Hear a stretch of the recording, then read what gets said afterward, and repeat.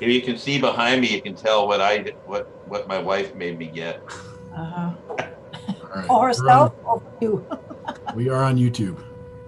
Yeah. All right, everybody. Good afternoon. Go ahead. Nope, you're good. It was just YouTube starting up. Sorry. All right. Oh, You very did. good. Well, I'll go ahead and let's go ahead and call the meeting of Whatcom County Fire District 4 Board of Fire Commissioners regular scheduled October 21st meeting to order. In doing so, why don't we go ahead and take a quick roll call of who we have in there here today, and I'll go ahead and just start it out. Dave Hansen, Fire Commissioner. Mark Chamberlain, Fire Commissioner. Harry Andrews, Fire Commissioner. Bruce Parks, District Administrator. Jason Vanderveen, Fire Chief. Joe Quinn, Attorney. Very good. Well, hello, everybody. I hope everybody's staying safe through these crazy times that we're living through. I think what we'll go ahead and do is we'll just right off the bat start out with the consent agenda, the approval of our consent agenda from our last meetings. And with that in order, we will be covering, approving in that consent agenda the minutes from the September 16th meeting, regular meeting, the October 8th special meeting, any staff reports that were turned in, our financial reports, as well as vouchers to include a District 4 direct deposit for payroll of $5,856, as well as a District 4 expenditure voucher in the sum of $531,961.38. And that is obviously to pay our quarterly year end, our last payment of the year. So I'd entertain a motion to approve the consent agenda as submitted. So moved. I'll second. Okay, any discussion? With none, we'll go ahead and the motion carries and consent agenda is passed. We've got kind of a lot of information, a lot of stuff to cover today. I don't know that it's necessarily going to take a lot of discussion, but we'll just jump into with our old business. We had old business was our stations, the sale of Station 11, and then obviously our audit update, training consortium update, which I think Jason is going to give us a bit of an update on that today. Yes, and then Mark is planning to give us an update on the RFA planning process. And I think on that, because we'll just go through those, we'll just start with Station 11. And as everyone knows, we had a record turnout for a 3-day sale of a facility. And we, to be honest, Heather, we kind of expected that was going to happen. We priced the facility at a surplus price to which we thought was fair to our community. Though we know with the sale of a public building, we have to come in, set a price where we felt comfortable. However, there were some folks that really wanted that facility as to tie in with their own existing properties. And we ended up settling a $250,000 sale price on the facility. So that was very positive and very helpful at a time for us, you know, as we are utilizing our funds to better our community and our response and what we're doing. So any questions on the sale, or anybody want to know anything about it? It was like I said, it was a very interesting 3 days.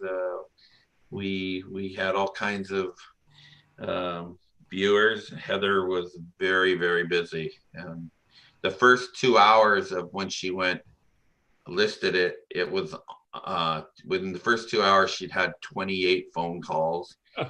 And over the 3 days, she was well into the over 100, but closer to a couple hundred inquiries. So I would like to recognize Henry Hollander. Henry went out there, he sifted through piles of garbage that was stored, one of the areas was being used to store, kind of as a storage facility, and there was a lot of rat feces, mice feces, dead rats and mice in there. And, but he put his respirator on and he went through that place and had some help also. I'm not sure who that was helping him, but he had somebody there helping. And that's just, Chief, thank you for organizing that and having that handled for us.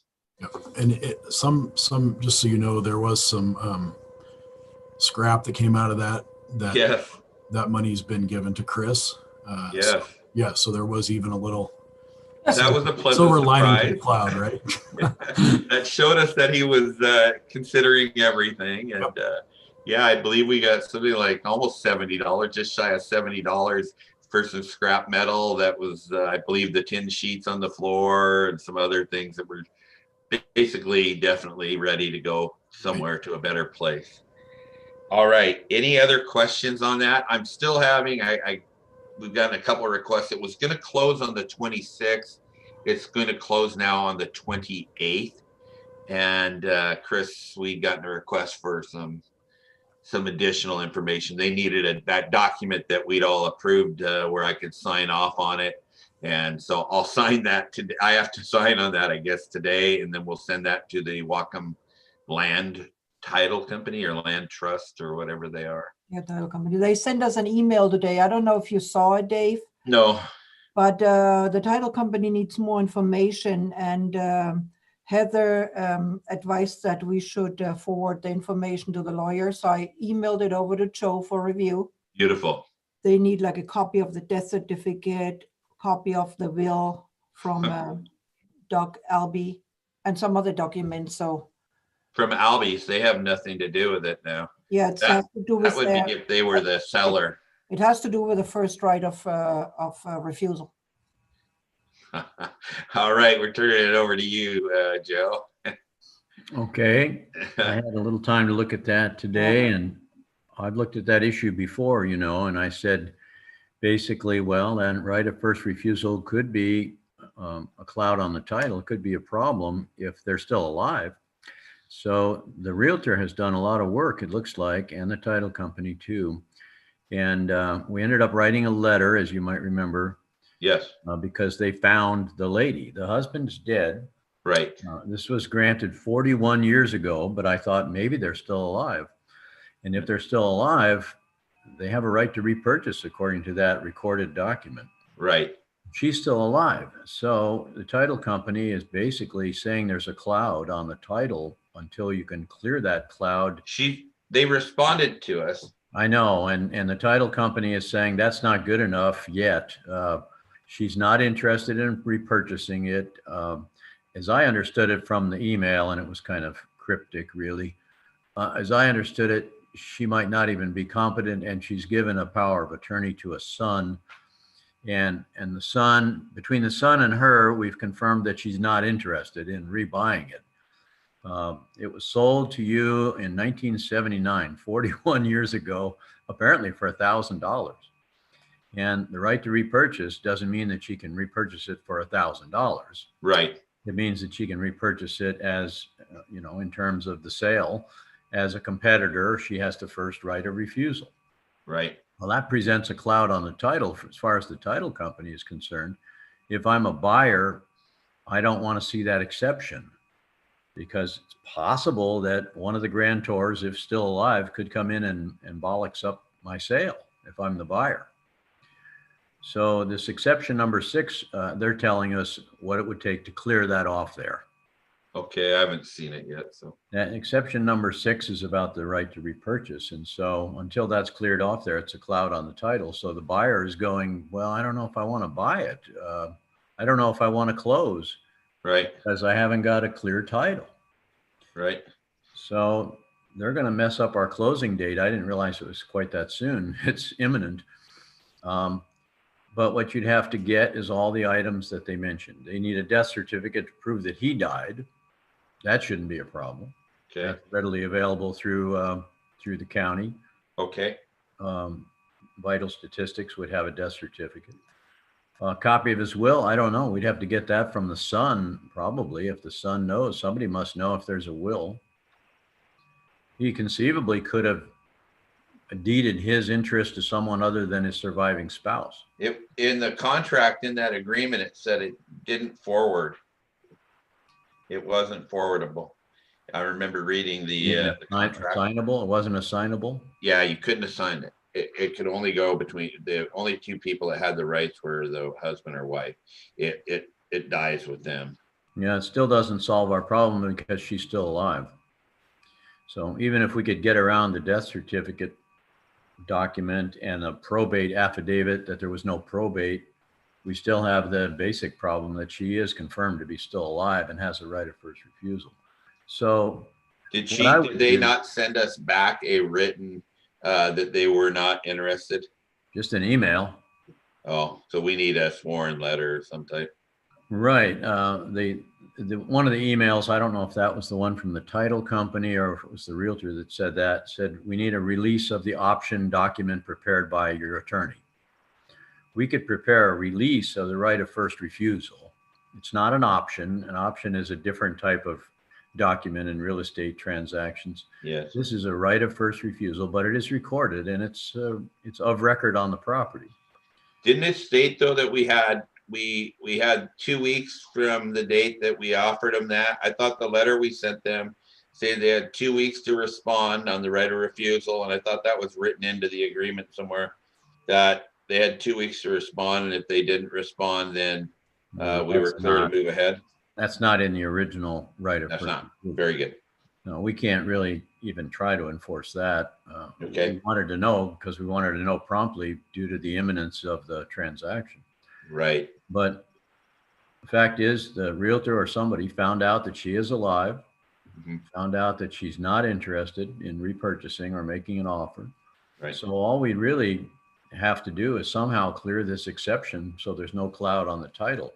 Otherwise, if I'm the buyer, I might say, no, I'm not closing because you can't even really guarantee me the warranty of good title. Right. So we need to do are you going to handle that, Joe, for us then? Well, I could do the release of the right to repurchase for her signature. And, right. And I think the realtor could act almost like our paralegal here. Yes. She's got an interest in getting this transaction closed almost as much as anybody else, I'd say. And so she might be able to shepherd that through the process of explaining it to the family that all she's doing is confirming her email. This is just a release of the right to repurchase. And then we get that executed in front of a notary. We provide that to the title company. In the meantime, somebody needs to track down the death certificate. That's not hard. Mhm. I guess I want to satisfy the title company, okay? Yeah. And so it wouldn't be that hard to prepare a lack of probate affidavit, but I don't even know if that's a true statement. I don't know about the husband's probate. So we need some documents that either exist or we need them prepared. And I can help with some of that, and the realtor can help with getting stuff if she's willing to save us a lot of legal time. Sure. Why don't we have Chris work with you on that then, and just whatever we need to get done. I think all of us are full support of just having you get it taken care of. As far as I'm concerned, it's probably 2 hours of work, you know, depending on how much is in my task to-do list and how much is in the realtor's to-do list. It's only a couple hours work, but it's got to be done. Sure. Sounds like sure. And that's something that's on District 4. We understand that. We need to get that done. So that's, I don't think Commissioner Andrews or Commissioner Chamberlain or, you know, I think we all understand that, whatever it's going to take to get that done. Yep. I'd be happy to answer any questions, guys. I think it's a cloud on the title until we do something to remove it. Yeah. And it's not like, I think that he's not in his, you know, slam. He's actually had to leave town to go do some stuff. And I don't think the buyer is stressing out on the closing date. And we sure aren't. We, you know, I'd like to see it close for the end of the year, but the sooner the better, obviously. Sooner we get it off our plate and have one less thing that this group has to focus on is we're really trying to put all our energy into passing an RFA. Has the closing date been extended? It was extended to the 28th, but that's only 2 days. So we may need more time. Okay. All right. Okay, any other questions, Commissioner Andrews or Commissioner Chamberlain? Do you have any questions in regards to any of that? None here. None here. Thanks for the update, Joe. Thank you, Joe. Welcome. You need me on the RFA planning issue or any other issue? I don't think we really do right now. I think we want to get you on here for this, and unless the guys have had. Mark, did you need the any legal No, involvement? not at this time. All right. All right, Joe. We thank you very much for joining us. Okay, Thank you. Thanks, Joe. you're welcome. Bye-bye. You, Joe. All right, gang. Thanks everybody for wading through that with us. Audit update. Chris, can you go ahead and give us an update on the audit? I know that we all received, should have all received our closing letter. Yep, the audit concluded last week on Friday on the 16th. And the auditor sent out the exit document to everybody. And the audit highlight was that he thanked us, the district, for the openness and positive attitude towards the audit process, as well as the quick responses, which helped the audit come in under budget. So they budgeted 15,000 and it's 12,500 now. That's excellent. So the clear audit, nothing, no recommendations, no management, no finding, no management letter, no findings. That's great. And, you know, we commend you. I believe all of us commend you, Chris, for the job and the efforts you put into that. I know, and I'd ask you to look at a couple other things, and you told me once you got done with your audit, you would be willing to look at some other things. So I knew you were very intense into it. I did get to have a really nice conversation with Steve Lutz, and I believe that was Steve was his first name. Yeah. And I believe he's watching actually. But he was very, very complimentary of our records, how we keep everything. And he stated every time he asked for a document, it was handed to him. Basically, it was just right there. And he says he has you know, other districts that he does his audits with, that he's working with, that he's waiting on documents on document after document. And you know, he said that doesn't always. I asked the question, and he definitely gave the answer, is that they tend to look at those documents much in more detail, I guess. So we appreciate you being prepared and having the information. And I know even right up through the chief, he says you do a great job with the financials on our, you know, keeping track of that type of stuff. So I appreciate it. Anything else? Anybody else on the audit? Any questions for Chris? None here. Nope. Mark? No questions. All right, really good. Training consortium, Chief, do you want to go ahead? Yeah, so where we're at with the training consortium, or the lease of building B, there is Bellingham Fire is currently going through what it would take to separate out the IT stuff. So, you know, the fire station and Chris's office is tied into our system with Tech Help, and Bellingham needs to come in at their expense and put in a parallel system so that they could use their own network. They are interested in, one of the things they're interested in doing is pulling fiber, city fiber to the building, which is at Squalicum. And so they're looking at what that would cost and how that would work, and potentially even allowing us to piggyback on that fiber, where we might pay some of the upfront costs of pulling that fiber in, and then have no monthly cost for fiber going forward. So it's, yeah, exactly. It's when I was asked, I'm like, yeah, that's a good deal. We'll take it. Yeah. So that's where we're at in the process now. As far as a timeline for like a move-in date, I can't give you that. Chief Hewitt won't give me that, but things are looking good. And yeah, they're waiting on their IT folks, like I said, to kind of build out that network. All right. Very good. So appreciate that update, and we'll just continue. This is a work in progress, and it will be for a while. So on that note, anything else? Anybody have any questions? for the chief in regards to the future of safety, fire training consortium? None here. Okay. All righty. Mark, Commissioner Chamberlain, RFA planning process updates. How are we doing? I think we've got a meeting tomorrow again. And Yeah, we got a meeting tomorrow at 3. Yeah. That's meeting number 4. We had meeting number 3 on, let's see, a couple weeks ago. And there was 4 documents that we discussed in that meeting on the 7th. And that we wanted to take to each board to review, to discuss, and basically kind of get approval. 2 of them, one of them is 2 of them have already been approved, and one of them is the charter.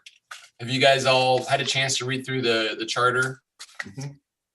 Basically, the charter is the commission. It's the adoption rules. It includes the mission, the goals, membership, talks about process, public input, communication, talks about chair, vice chair, resignation, and replacement of a member, meeting process, any decision making, staff support, funding, approval, and amendment of charter. This was already approved as written.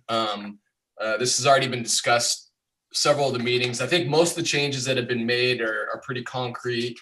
I don't know if we're going to see any changes in this at all. This is just basically kind of like our guideline, how we're going to operate, how the whole committee works together. Is there any questions? Have you guys all had a chance to review this document? I No have. questions? No question. What's that? Nope. The second one is the work plan. Now, this basically kind of discusses about, it's like a workflow and a timeline, and it's based on the committee having approximately 15 meetings from now until probably the end of April before we kind of go into the election process. And now that can vary. It can be adjusted. This document goes by each meeting and what we want to accomplish as a committee for the plan. And if we need to add more meetings, we can. There was some discussion in our last meeting on the 7th about per RCW 52, I don't know, blah, blah, blah, blah, blah. Yeah. How each year we're only allowed to collect 700. I don't know the RCWs to the exact T, so. That's fine. But we're only allowed to collect $700 per year on commissioner meetings. So that's right. $70 a meeting. So 10 meetings. And is basically we decided if we go over that 10 meetings, then no one had a problem doing meetings without compensation. That's right. But so this is a working document. We approved it with the idea that it can change. And things may not get done some meetings, and sometimes maybe we'll get ahead of things. So this work plan, it's not as concrete as the charter, but this just gives us kind of a list of, to check off, move forward, so we could get stuff done in a timely manner and be prepared so we could pass this to our citizens. Anybody have any questions about the workflow or the work plan? None here. Nope. Probably the two important documents that we wanted to bring to the board, to each board, the District 21 board and the District 4 board. I know they talked about these last week, but it's the communication plan and also the text that's going to go on the website. And the communication plan was approved. This is also kind of a working document. It can be updated as decisions are made. But this is basically how the committee is going to, the plan is going to operate in terms of communicating towards the public and getting the word out, going from now until probably until the end of April when we get to that election process and we are looking for an election strategist to like consultant. Is that correct, Chief? Yes. Yeah. And this It just talks about going to the public, Q&A. It talks about how, we're going to keep ourselves informed, how we're going to keep our boards informed. And it's just kind of guidelines on how communication. Talks about, who our audience is, what strategy we're going to use on how we, get the word out, and also what kind of tactics we're going to attack when it comes to this communication. Like I said, this communication plan has been approved, but we're kind of expecting that decisions will be made towards it, and it can be updated. So it's kind of also an ongoing process, just like the work plan. I take it you guys all had time to review these.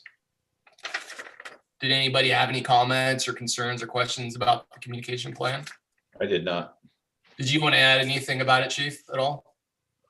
No, just that I think that we are going to need some outside help as far as some expertise. Maybe not help is the best word, but outside expertise to help us craft the message and get it out to the voters in the most efficient manner possible and expeditious as well, just based on the timeframes.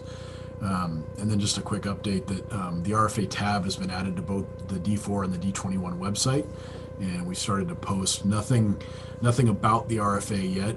We're waiting for guidelines from commissioners or from both boards and from the planning committee, but that the minutes and all the official documents have started to go up there That's that good. have already been approved. So And that's probably where the next document, where the text will go.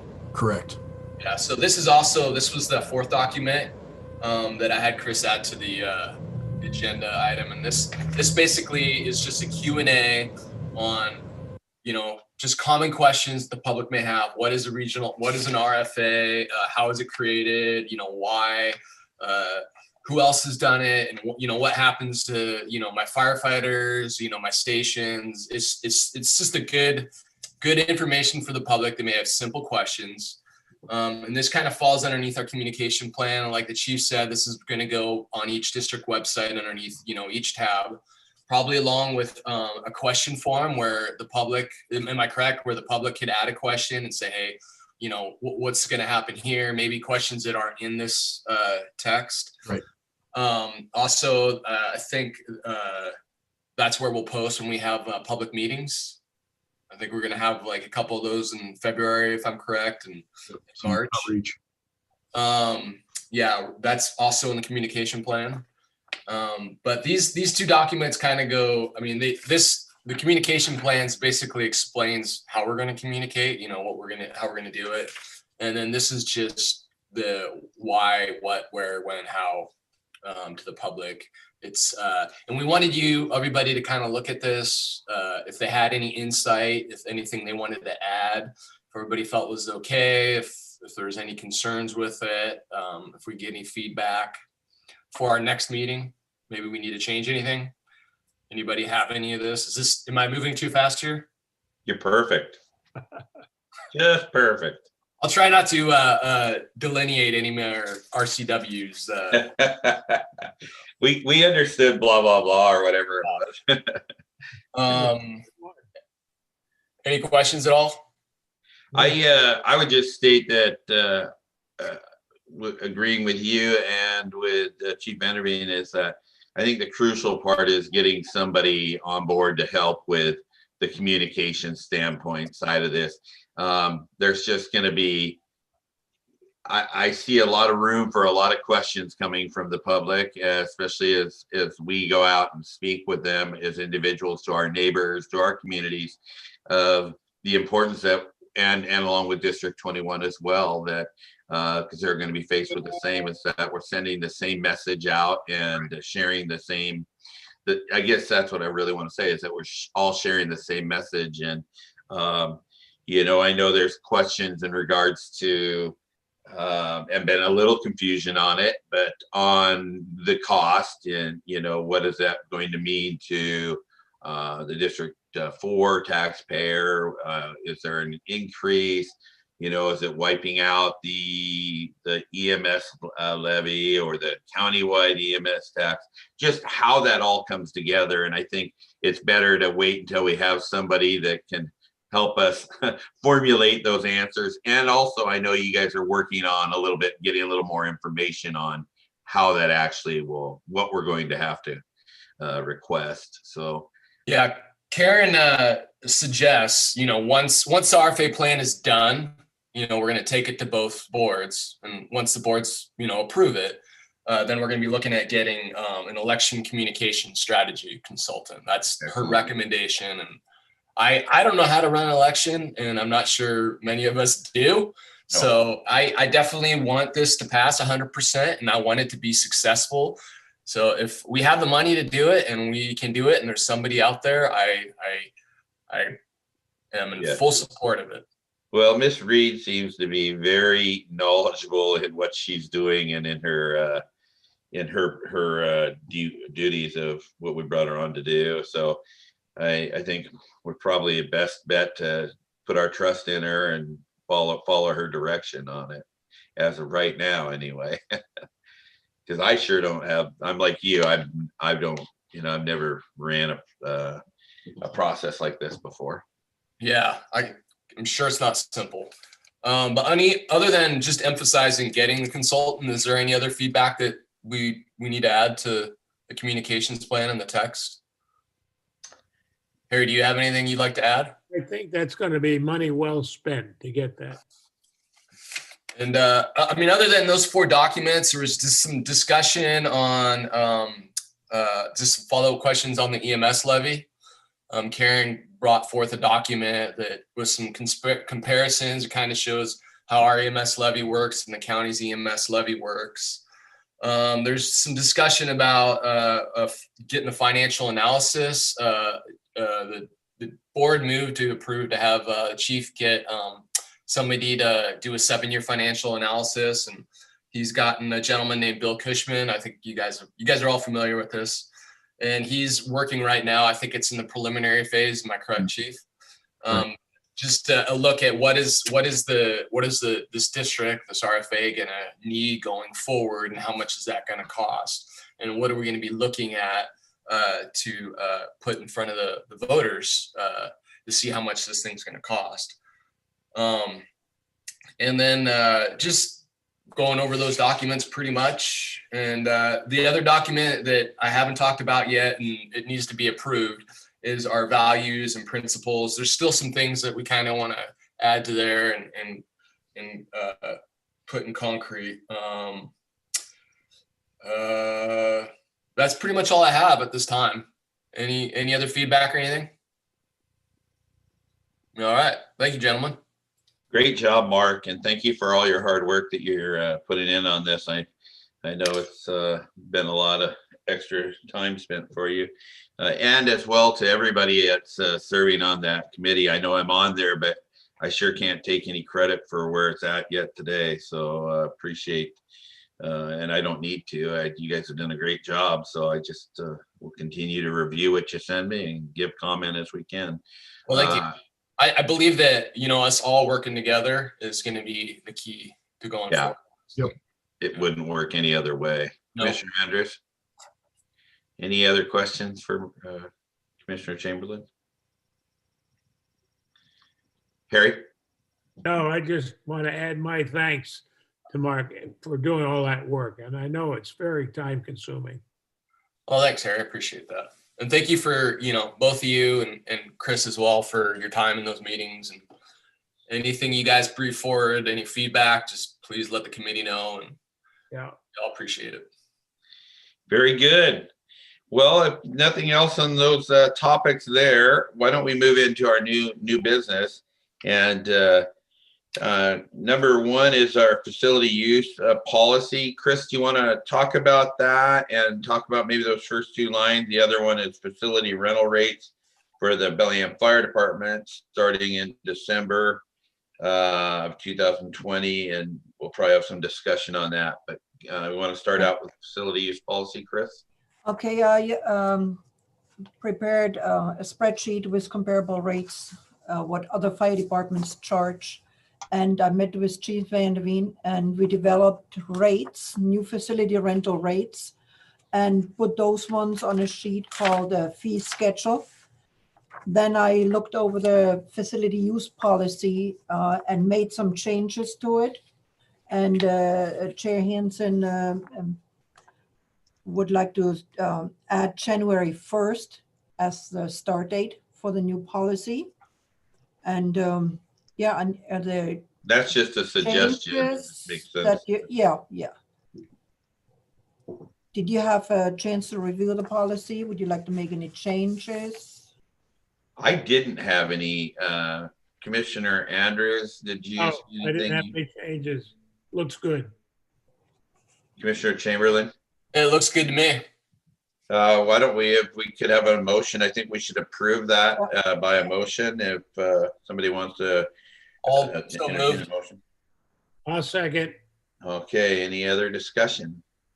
Chief Van der Veen, anything you wanted to add on that or just?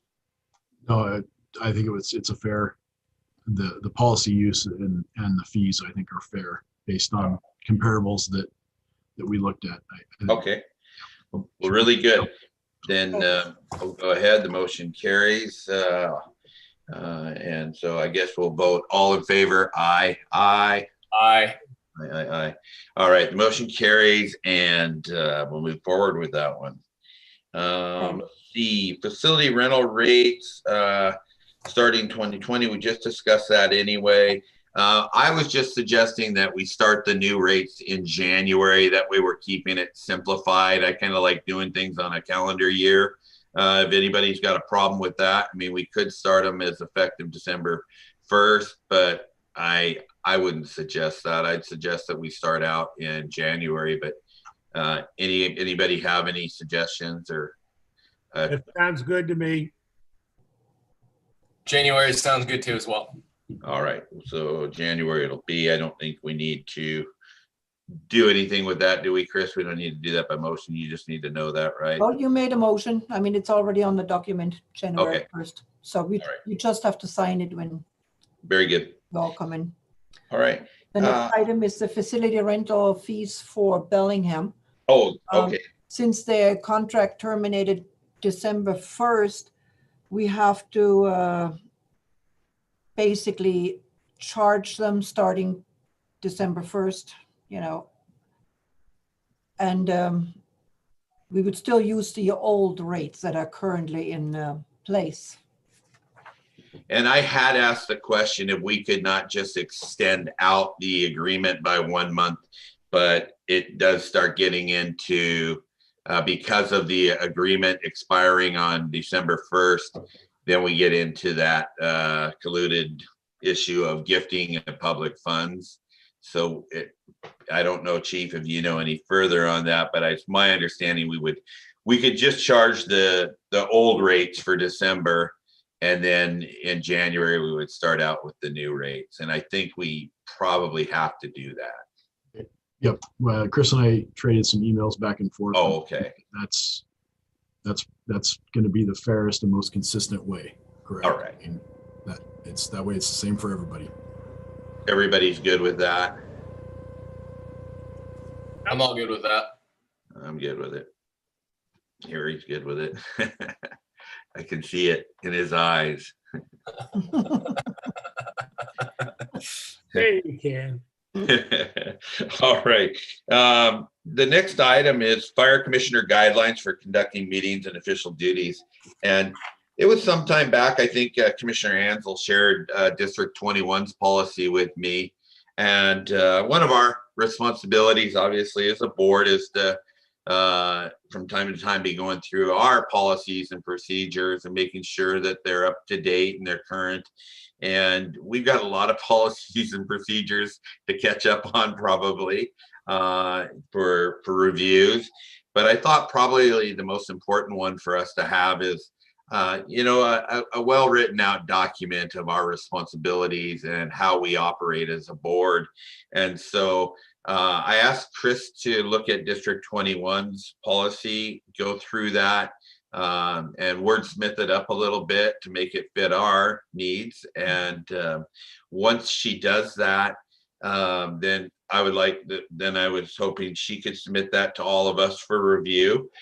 We can make comment on it. But with a goal of, again, our goal would be, I'd like to see that where we could have that ready to roll out by January 1 for the new year. Does anybody anybody else have any thought on that or discussion? On here. Just as long as we could have ample time to review those policies. Yeah, and we'll between now, she should be able to, I think, Chris, you were talking, hoping to having that out next month sometime. Depends. Right now, we have to work on the budget the Oh, next 2 weeks a lot. So with Chief Vanderveen, so I don't think. We won't approve it until we have everybody agrees. Yeah. And once we're finished with the budget, then I can continue immediately and send it out mid-November, around that time. Right. And that takes us right into the 2021 budget and the changes to the budget process. There's been some changes that are affecting the fire service across Whatcom County, I believe, right now, and other agencies as well, because there's quite a change to how we've not how we've done our budgets, but how we've had to submit them. And Chris, can you give us an update on that? Yeah, we received a letter from the Whatcom County Assessor's Office that this year they need to follow the RCW, that budgets need to be submitted to the county by November 30th, and they need to be finished. And so the budget process will change. We have to send in our budget by November 17th, I believe, and it goes to the county council this time, and then it gets approved by the county council and forwarded to the assessor's office. And the assessor will not send out a levy affidavit like they used to in the past. They will just apply our 1% increase that we have to the previous year. So the process is a little bit different, and the budget needs to be submitted by the 17th. Which means there's, obviously District 21 with a much bigger budget and line items.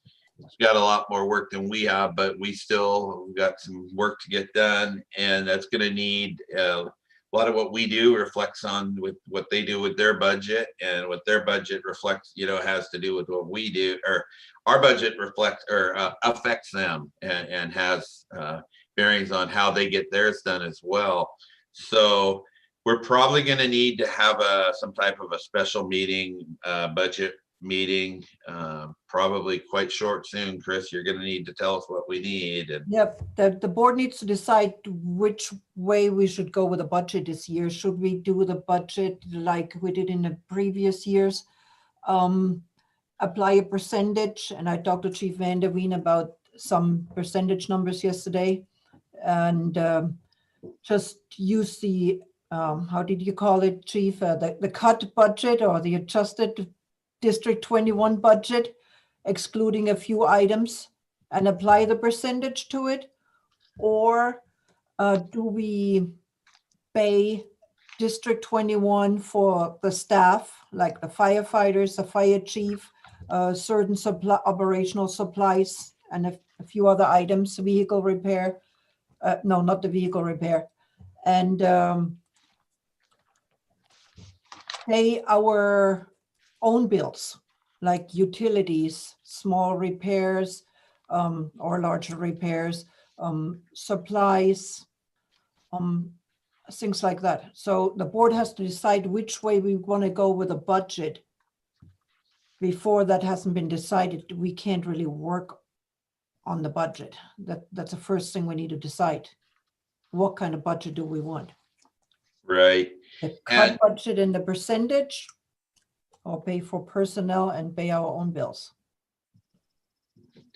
And with that kind of coming into place, and since you brought that up, that's what we need to look at. We've got some questions we've got to have answers by the board, and we've got to come to some agreements. But we have raised that issue with the budget, where we're currently we agree to pay a percentage of the District 21's budget. However, we don't really have a say in what their budget is. And as I read through the ILA, and I had asked prior, we'd asked Attorney Quinn for his feedback on that. The ILA, it was set up to be reconciled basically at the end of each year. And that's never, in everything I can find, any minutes I've ever found, that's not happened. So in other words, if we had paid certain amount of money for items that the funds weren't used for that, and that's where they're supposed to be used, that should be reconciled back in a form of a credit to the district. If we overexpended in that area, we would be responsible for a credit or paying an additional charge. And literally, if we wanted to, but we don't. I think we're probably best to look at 2020. That's where we're at right now. The past is the past, and to go back would be timely and costly to both districts. And that's not our intent. However, we do feel that it would be beneficial to have both our boards get together in a meeting and do a review of the report that Chris generated that shares some areas that we felt we should be credited back. And I know she's went through that with Chief Vanderveen, and there's areas that make sense, and there's some that when it's explained, maybe it's rightfully it's not apples. It's not apples and apples. I guess what I'm trying to say is possibly like hiring new firefighters. Well, there's a few positions that weren't filled, but the funds had to be utilized to cover the cost of those shifts still. Am I hitting on that correctly, Chief? You want to help me out at all? Or No, not? that's right. If we have unfunded, if we have, firefighters that are not firefighter positions that are open, those shifts are still getting pulled. They're still getting worked by somebody. It's just different pay rate. And so, yeah, it's not as easy just to say that those positions weren't filled. We need credit back. Right. And some of the areas that we looked at were commissioner elections should be, should District 4 really be paying the District 21's commissioner election costs? And I don't think anybody really intended that it would work that way, but that's how it was kind of written. And then, we could take that to some of the other areas, Chris's wages, and how that's rolling out. And I know the Chief's looking at that. We're trying to maybe see if all areas are equal in the percentage. There might be some percentages we could reduce. I have a suggestion. I don't know what your guys' thoughts are on it. One is we have a meeting, and we have a joint meeting of the two boards, and it would have to happen soon. And we go through the items line by line so they can all understand it. Or two, which I'm leaning towards thinking maybe it's a better option, but would be one of us commissioners. It doesn't necessarily have to be myself, but I'd be happy to do it. And Chris meeting with the chief and with a representative of their board, probably Commissioner Ansel, but whoever or his designee, and probably have Benita would be involved, and if that's their call. But reviewing the information we have, reviewing our thoughts on what we feel would be an ample fair credit back for 2020, and then and then see what we can come back as a group and come back and recommend.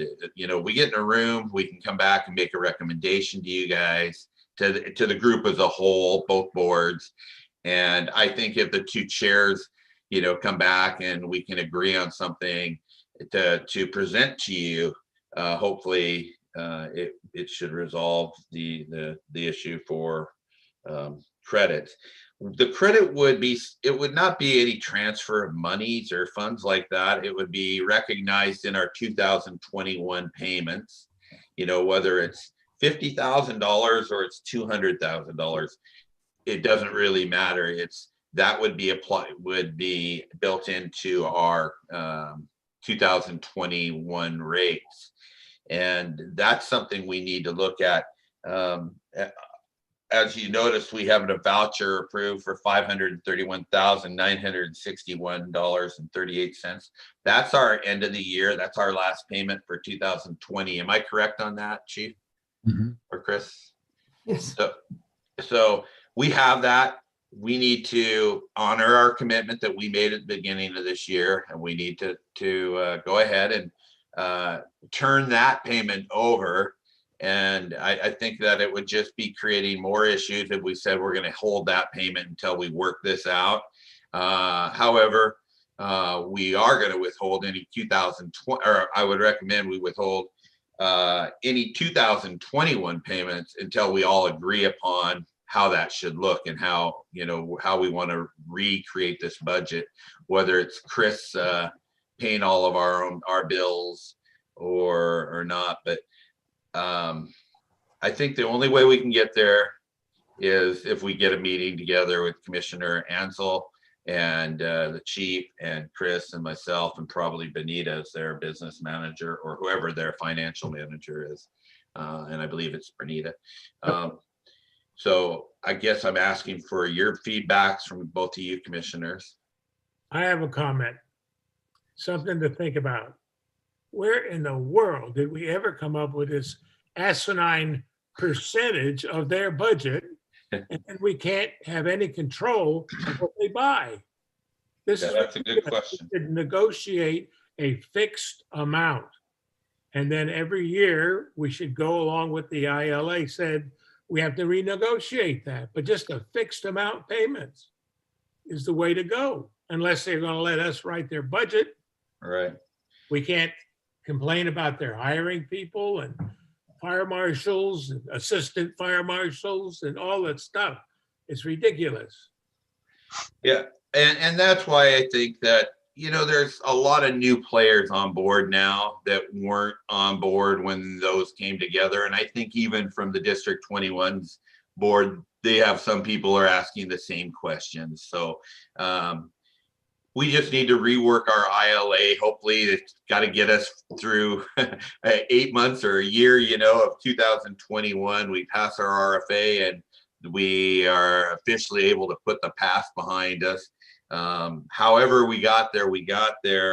And looking at our financials with Chris, I will be honest, we're looking very good for 2021.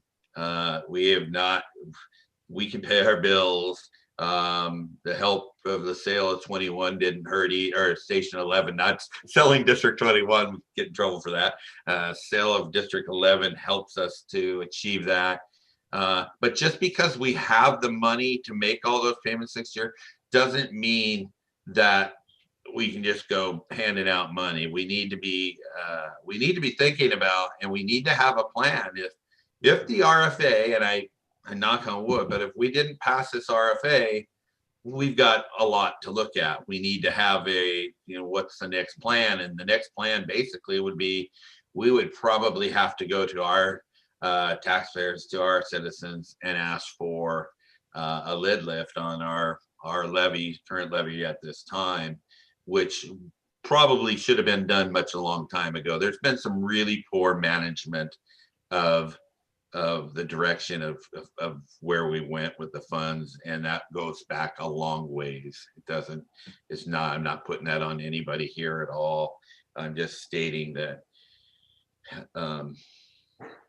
we do need to, in the back of our, not even very far in the back of our mind, we need to have a plan if for some reason this doesn't pass. And therefore, it's even that much more important about this person that we say we'd like to bring on for the communications of the RFA and the informational portion to our community of why this is so important to us. I will say to the citizens of District 21, or District 4, I'm sorry, of our community, District 4, we've been getting a really good deal here. And the service that's provided to us through the Local 106 and the District 21's, the firefighters, the service that's been provided as far as the response has been equal to, or just, just as good as anybody that's getting in the city of Bellingham or anywhere else. These guys work together as a team, and it's important that we do what we can to continue that. So I guess I'm looking for some direction on how we have to address this potential ILA contract adjustment, and also I guess that's prior to anything. We need to address that, and how are we going to adjust that contract? How do we reconcile, or 2020 is going to be paid, but we feel that if we go through that budget, we've overpaid, and we need to figure that out. That's going to hinder us all. I'd like to make a motion then, but before I make a motion, I want to have some discussion. Okay. I remember what it was like 10, 11 years ago when it was District 4 just alone. Yeah.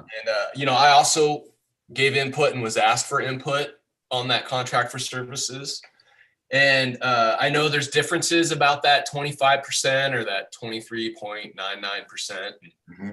I personally completely understand why that exists, but I do know that over time things change. The cheese changes. You got to go find it some other way. And but I do understand that 25%, and I don't have a problem with it as much as others do. And that's the one thing about us all, that we come together and reconcile our differences and work things out and move forward. And but I think it's in the best interest that we move forward with this, so both boards do come to a very mutual understanding and agreement on how this has worked. Right. Because things are going to change, especially in a year from now. So hopefully they change in a very positive manner.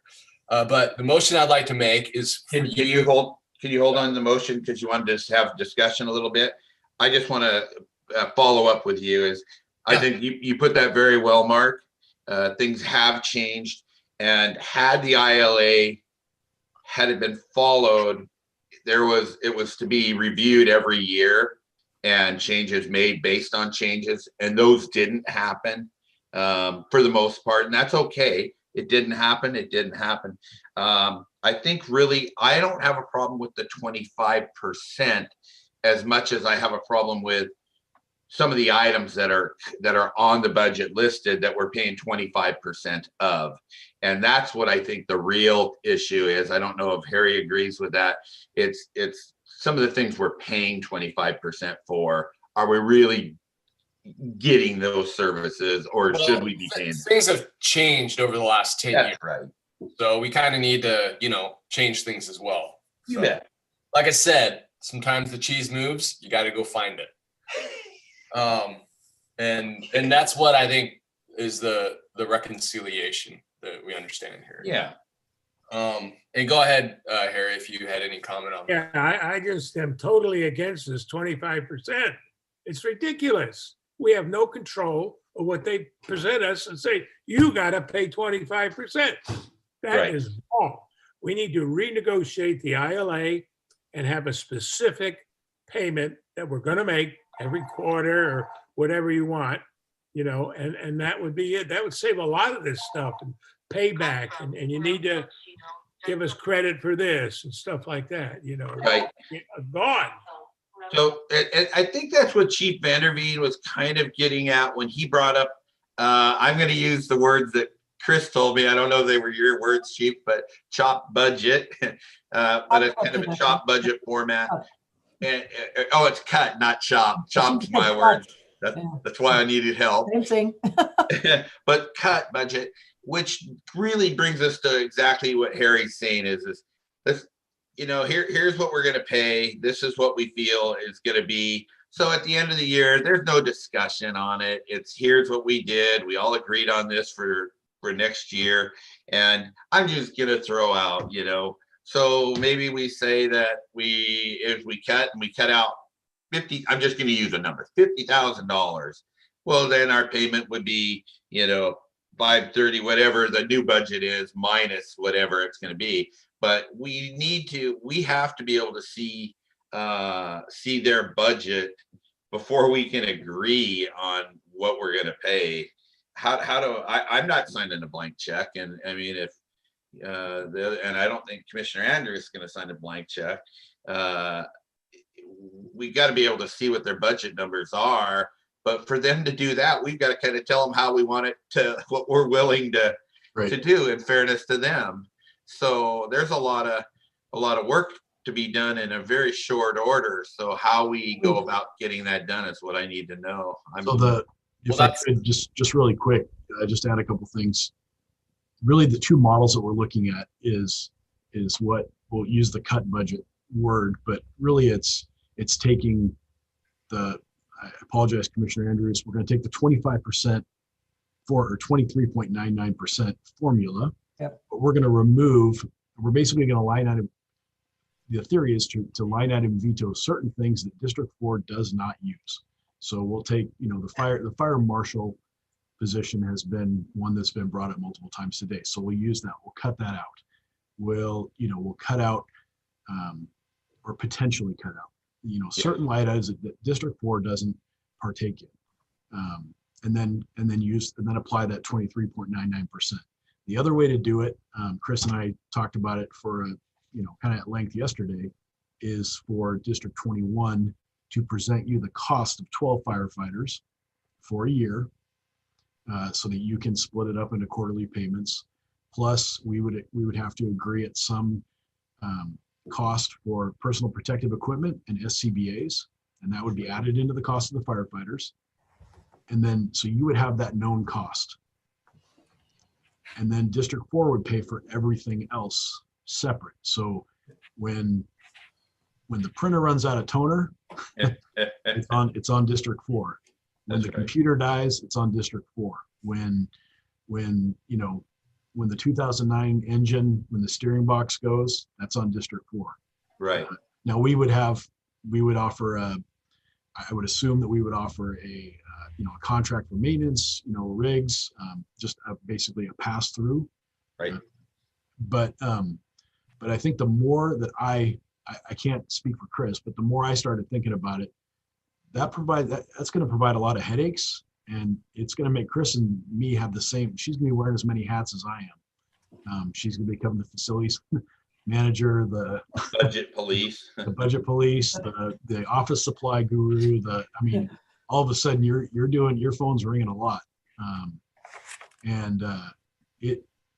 while it seemed at first blush, it was a really attractive option. Now there would be, of course, and Chris and I talked about this yesterday, you would also get a monthly invoice for overtime to cover the costs at Station 12 and Station 12 only. Right. I can't control those costs. Someone calls in sick or they get injured, that's just what happens. So there would be additional costs over the known costs, and you'd have to budget for that. And I think it's really complicated. Yeah, I think a good thing to point out is at first, when you hear these overtime costs and get an invoice, just think of it this way: if they were District 4 employees and there were 12 of them in there, and we had somebody call in sick, we're going to still get that same invoice in a timesheet, exactly. Right? We're going to pay that salary, so it really is neither here nor there. I mean, you're right. So I think that we're headed for a really great place. I think we all believe that we're headed somewhere good, and we need to do what makes the most sense and does keeps life a little bit easier on you folks. The one thing is talking about wearing too many hats. Chief, you're taxed, and there's no doubt about that. You wear a lot of hats and you're taking on a lot of responsibility. And the last thing I want to see is us, burn you out, and I know you're pretty tough and you can handle it, but it can only go so long. So Chris, I think you need to weigh in with us on, what you think's the best way. I think Commissioner Andrews, that I would encourage everybody within the next few days, next, 5 days or so, whatever, as soon as you can, if you want, talk to the chief about it, talk to Chris about it. And we need to come up with a plan that, in fairness to District 21, they do have a large budget to be working out, and it's not as easy as some people think by just grabbing the last year's budget, going, okay, we're going to go up 3% on this, we'll go 3%, go 3%. There's a lot of work that's got to go into it. And as well, I think we're asking, as I heard Commissioner Andrews, is that, there's certain things we've been paying for that we've already discussed. We don't need to go back into that, but some of that needs to come out. And so I would see a cut budget option. I don't know that, and again, I would like to hear more of Chris's thoughts on it. But the first option, instead of the second option that you were just stating, probably is more what we're looking at, where Harry, I agree with Commissioner Andrews, where if we can just come up with that set number, not a percentage, but well, it could be a percentage. We can get there any way we want, but we just want to know what that number is, and what's taken out. Is that kind of correct, Commissioner Andrews? Well, who is going to decide that, them or us? It would be something we do together. We'd have to do it It would together. be- Said all by itself is ridiculous. We'd have to do it together. Yep, it would be something we'd arrive at. I was strictly suggesting that maybe Commissioner Ansel and myself, or if either of you, Harry or Mark, want to take it on. Well, I But think you have the right idea. if we meet first and then come to you guys and present an idea, to present it to both boards. Well, Dave, you asked for some action. Yes, So I was going to make a motion yes. to have you and Chris and Bruce District and the 21. Chief and Anita have this meeting. I like that. I like the idea, and I'd be happy to do that. Yep. So both have the two board chairs, the two finance managers, and the chief sit together and work this out. I understand and I respect your position on that, Harry, and I understand how it can be frustrating how not having any control over that percentage. Right. And I understand how that percentage got there, but with that 25% and how the department is staffed, there's 4 stations and we account for a fourth of it. But there's some things that this district, these citizens are paying for that we don't get. I mean, we don't need a fire marshal that Blaine wants. We have a county fire marshal that we're already paying for. And I totally understand that. And that's where my reference was from, sometimes the cheese moves, you just got to go get it. And, but anyways, that was you wanted some direction. That was good direction. I was making the motion to request to move forward with that meeting. All right. Commissioner Andrews, you want to second that? I did. Okay, we've had our discussion. If there's no more discussion, all in favor of that? I All right, we'll go ahead and move forward. Thank you, Commissioner Chamberlain, for opening up that very good discussion. And on that note, I think that covers both the 2021 and the 2020, the last 2 topics there. I do have Chris. Are you making sure that for the that we're only invoicing $70 on the RFA planning committee meetings for our participation in those? So commissioners, we wouldn't get the whatever it is we get for a regular meeting. Yeah, I do. You can see it on the payroll voucher. It's split up. It is split up. Thank you. Thank you. And I don't look at those too close. I should. I'm sorry about that. I also had, let's see. I believe we had the unpaid invoice that to Winwood, the second invoice that had been Chief, I think, just took care of paying that one for us, or? It's all taken care of. Okay. And I know Chief's talking with his group, making sure we that we're being diligent on invoices. I have, it's, all of us have a reputation in this community, and one thing we don't want to have a reputation is of not paying our bills on time. Understand. That is not acceptable, and I know that we've all talked about that. And on that note, just beside that, no, I'm sorry, I've got that checked off. We're good. We're good there. That's taken care of. There was one other, and I know that one was taken care of too. So, any other notes before? Let's see what we've got here. Okay, we covered the deadlines for the ballot measures for 2021. Chris, did you have something on that for us? Yeah, I sent out the information in the meeting packet with the deadlines when we have to submit our ballot measures. And that would be the RFA. Yeah, for the RFA, correctly. Yep. All right. And Mark, you've got all that information, I would assume, probably. All right. Karen has it right now. She's aware of it. Okay, very good. All right. If there's nothing else, I'd like to just go into probably just a short 10-minute,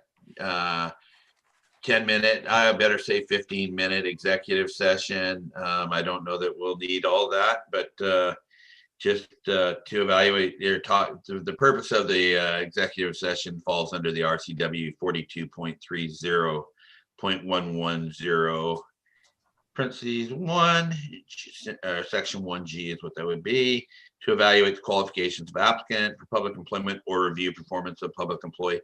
And I just want to talk about a few personnel issues, and then we will come out of that meeting and be ready for adjournment.